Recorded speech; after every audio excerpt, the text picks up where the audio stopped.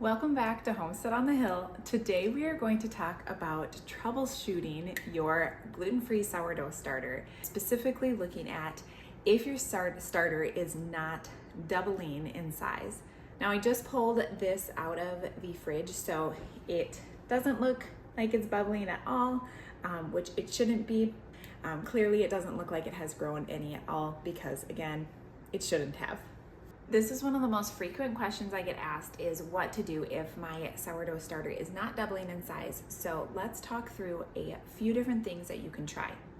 First and foremost, I would make sure that you are feeding your sourdough starter and building your sourdough starter with brown rice flour. I find that works the absolute best for building a strong, robust starter that will grow and hold structure when you are wanting to bake with it. The next thing I would consider is how are you feeding your sourdough starter? Meaning, are you feeding it at a 1:1:1 ratio? Meaning 1 part of sourdough starter, 1 part flour, 1 part water. The easiest way to measure that is in grams. So let's say you're feeding 100 grams of previous starter, you're feeding that with 100 grams of flour and 100 grams of water. Now, I do adjust my water ratio slightly. Typically, I'll get up to even 110 grams of water to get a really good consistency of my sourdough starter.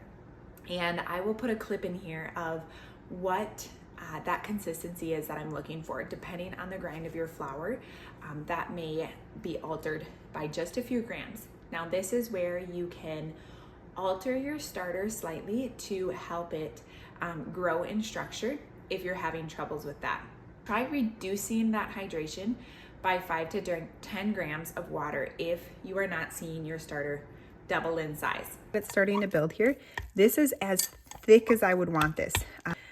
Too dry of a starter just isn't going to activate as well, like a thick pancake batter consistency or just a little bit thicker than that. So there is our starter, or the start of our starter. How do we know that our starter is doubling in size?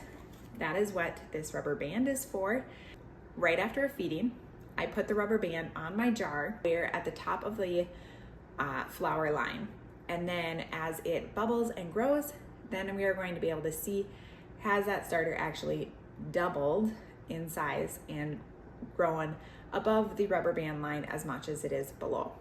That's an easy visual to know. Some people get fancy and have actual measurements on the side of their jar or whatnot.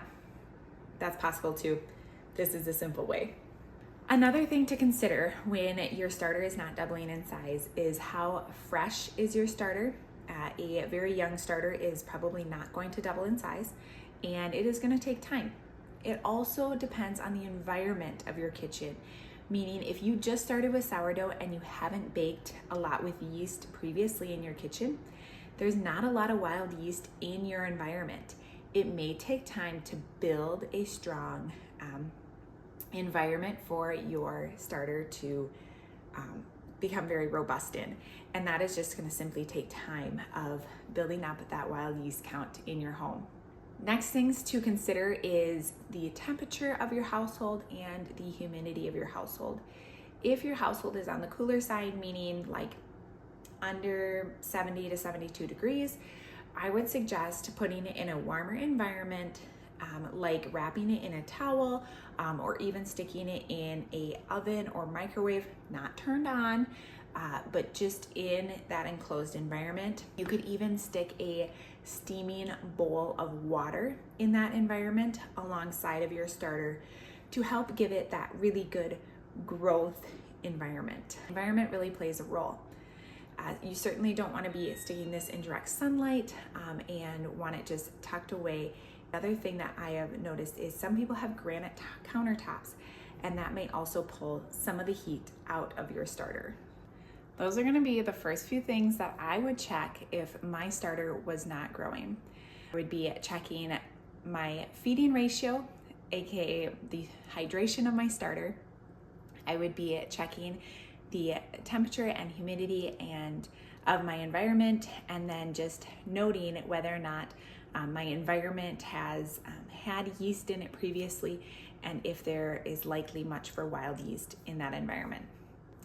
Those are the places I would start first, and of course, working with brown rice flour.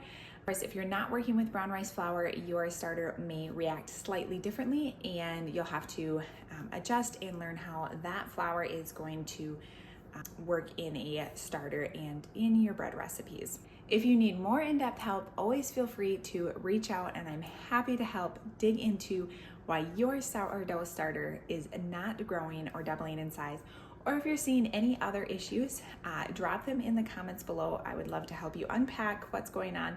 And within the gluten-free sourdough beginner's guide that I offer, I do have an entire troubleshooting section. As always, if this was helpful, please give it a thumbs up and subscribe to Homestead on the Hill for more gluten-free sourdough videos.